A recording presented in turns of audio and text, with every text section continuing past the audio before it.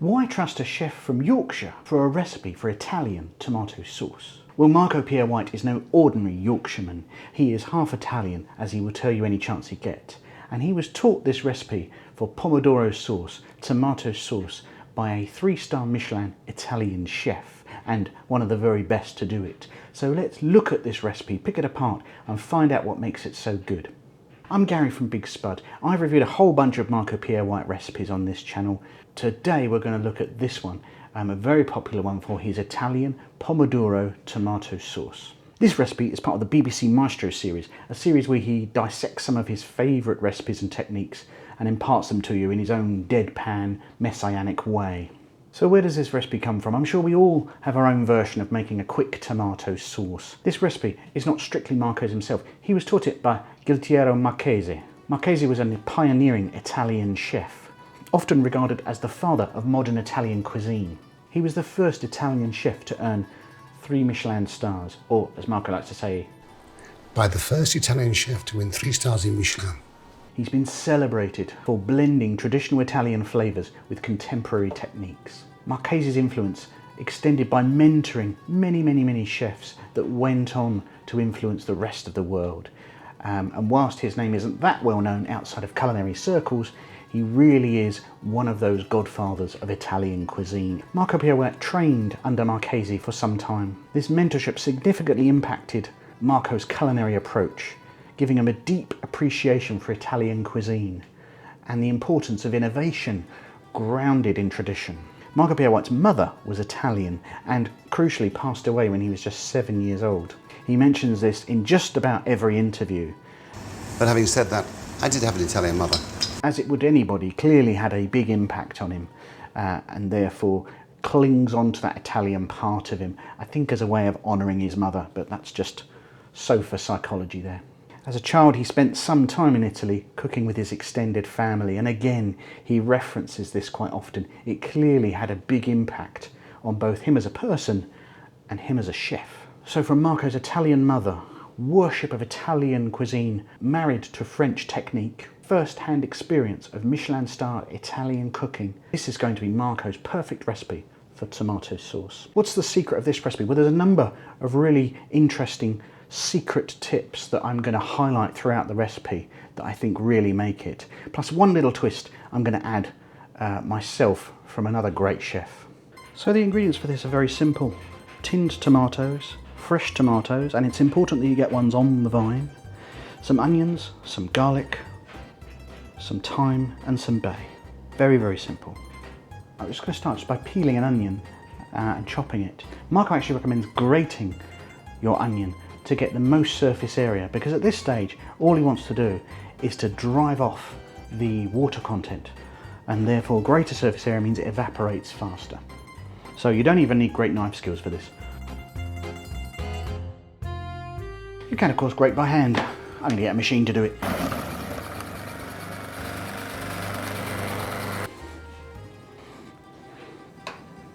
And so over a low-medium heat, I'm just going to gently soften the onions and garlic. What we're really looking for here is to get rid of that sour, acrid smell that you get from onions. Just leaving behind the sweetness. You might have spotted there are some large pieces that my grater missed. Well, it really doesn't matter, because at the very end we're going to pass it through a sieve to remove all the chunky pieces, so it doesn't matter. And we're going to add in our herbs, our thyme and our bay. This is one of those where quantities aren't important, because again, it's just a bit of thyme, a bit of bay. You can use dried if you haven't got fresh around, it's fine. We need to add it at this point because the flavours in these woody herbs are fat soluble, i.e. they come out in the presence of fat, and that's where they generate the most flavour. So putting it in now while we're stir frying the onions, and I'm just moving them around, no colour. I just want to get rid of that wateriness, giving it a good scrape down, getting rid of that wateriness so that we're just left with the sweetness of onion. And now I'm going to add my tomatoes, which I've just chopped it incredibly roughly, just halved in fact. So these are quite fresh, healthy tomatoes. Now that my pan has started to dry out, the tomatoes are going to put liquid back in. I'm also going to add the vines of the tomatoes. And this is something I learned from Heston Blumenthal, who says that the vines of the tomatoes have got lots of fragrance, lots of aroma, lots of essential oils that will come out. Again, they're not going to be present in the final dish, so don't panic about them being all chunky. If you take the vine of a tomato and just rub it in your fingers, it's pure tomato essence, that flavour there. So the tomatoes are starting to stew down there, the skin, the pips, everything. It's all boiling up together. We're trying to get some of the water again released into the pan, both to clean up the onions and bring it all together. And it's going to hydrate the herbs. It's all going to come together. And by using a combination of fresh and tinned, we get the best of both worlds. Tinned tomatoes will be picked and canned at their optimum. Meanwhile, we can use fresh while they're at their best as well.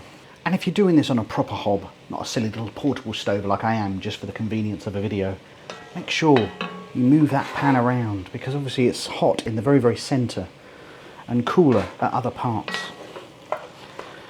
Make sure everything is moving about so they all get equally stewed down.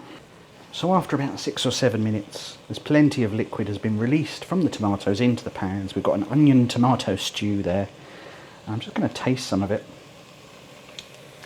Yeah, and that's really nice. It's developed a sweetness. The onions are not bitter or acrid at all. And you're getting that mouth-puckering juiciness that you get from tomatoes. Exactly what you're after. I am, of course, doing the recipe as Marco demonstrates it. Or I added the vines in, but... It's all about the eating at the end of the day. Forgive me that indulgence. But it's your dinner. You do what you want at this point. If you want to add some chili flakes, do that. If you want to add some stock, do that too.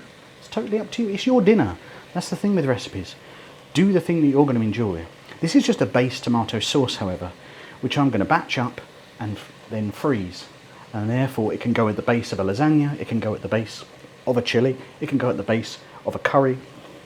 So many dishes that just a quite neutral tomato sauce is going to do. So at that point, I'm going to add to the tomatoes about equal weight of tinned. Just a hint of seasoning, just to help it along. This is, of course, going to carry on cooking for a bit longer now, over which time the seasoning, the water levels will all adjust and all mingle about, so it's very hard to predict what it's going to taste like at the end.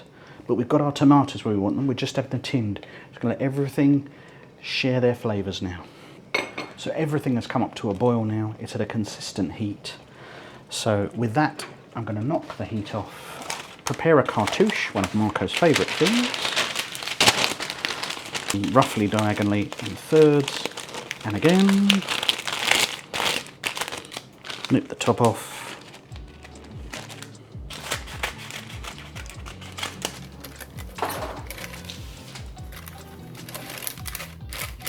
A gentle oven about 150°C, that's this in Fahrenheit, and that'll stay in there for an hour and just slowly tick away, reduce and intensify. See you in an hour. And so our sauce has had an hour in the oven. It has had time to reduce, to mature, all the flavours get to know each other. Let's take a look.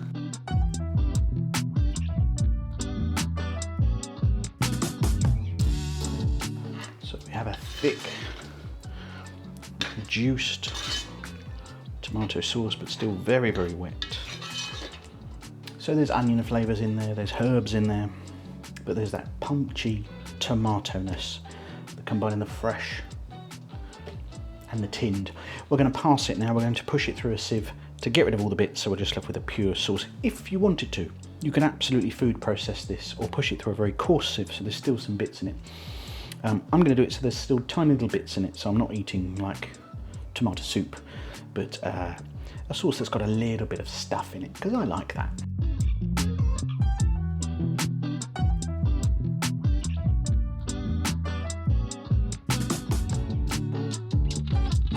You want to keep going until the pulp is dry. So here's our passed off tomato sauce, still a tiny bit of texture in it.